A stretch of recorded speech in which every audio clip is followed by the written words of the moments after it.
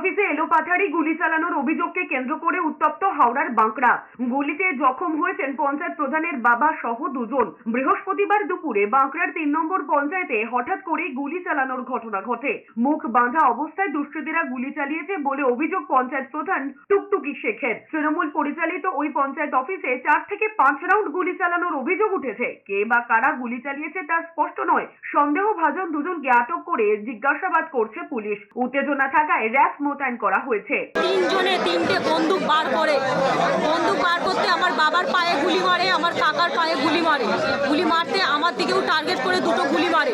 তারা আমার চোট না লাগাতে আমি টেবিলের নিচে ঢুকে যেতে আমাকে আবার বন্দুকটা নিয়ে আমার বুকের মধ্যে রেখেছিল মারবে বলে। আমি তার হাত থেকে বন্দুকটা কোনোভাবে কেড়ে নিতেই কিন্তু যখন ওদের সবাইকে ধরবে, সবাই চোটের মধ্যে আছে, ধরবে কি করে, তারা ততক্ষণে পালিয়ে যায়।